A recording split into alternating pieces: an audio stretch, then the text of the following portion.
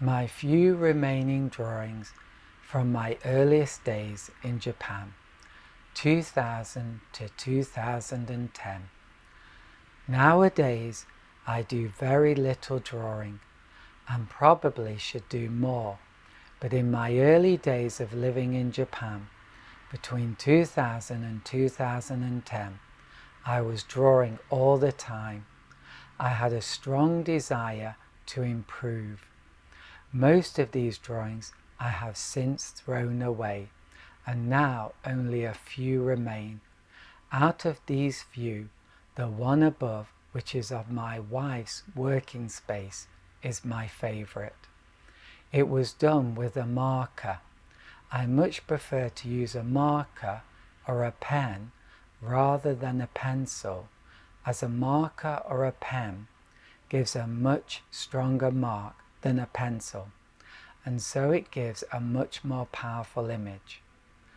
And although a pencil drawing can be nice, it smudges so easily, and I don't like spraying my drawings with fixative in order to prevent smudging. By the way, legless chairs like the one in this drawing used to be so popular in Japan. Although I like to sit on the floor, I never found these legless chairs to be very comfortable. And here is a drawing of a stationery shop in a department store called Forest. I think this was on the 7th floor, and it was my favorite floor because it was the bookstore too. Unlike nearly all the other bookstores in Japan, they had a lot of English novels and other kinds of books in English. I am a book lover, and it was such a joy to look and browse through these books. The bookstore has since relocated, and alas, the only English books they show now are on learning English.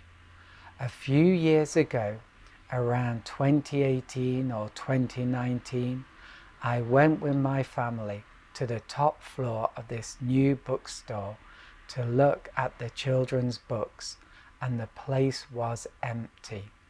I actually felt lonely being there. Anyway, to continue, this department store, which was about 8 floors high, has been completely altered and reconverted into a 4-story building. And here are some drawings of my family. I did a lot of drawings of them, and that must have been a bit annoying for them at times, especially as sometimes I even asked them to pose for me. I particularly liked drawing my children sleeping. When children sleep, there is a beautiful look of peace upon their faces, and their posture is often very interesting, as is the creased arrangement of the bedsheet draped across their form. At some point, I'd like to do a watercolor painting series of children asleep.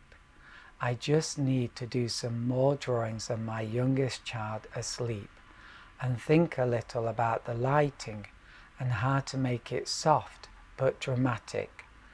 And of course, drawing my children sleeping was also great for drawing practice, as the subject rarely moved. I think this drawing is of my wife, but it could be my oldest daughter. Here is a drawing of my oldest daughter, and it looks like she is pretending to shoot me. I think I asked her to hold that pose, and she did. She was very tolerant. And here is a drawing of my middle daughter sleeping. And this is a drawing done on Sports Day. You can see the tents and the Finnish flag. And behind this is the Rembrandt Hotel, which is probably the second best hotel in Oita City, where I live, and quite an interestingly shaped building.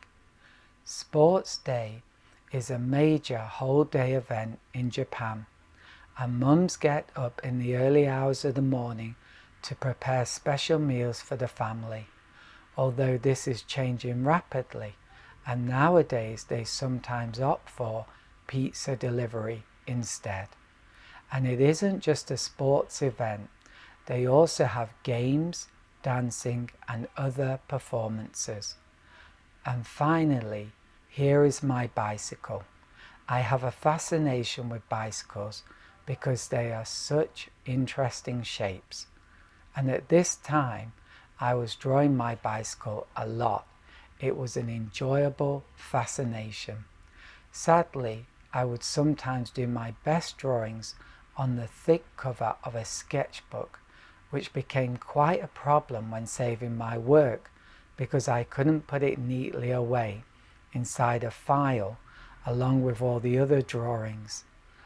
That's most of the drawings that I have left from this period, though there might be one or two more hidden away somewhere, in which case they will appear here at some point in the future.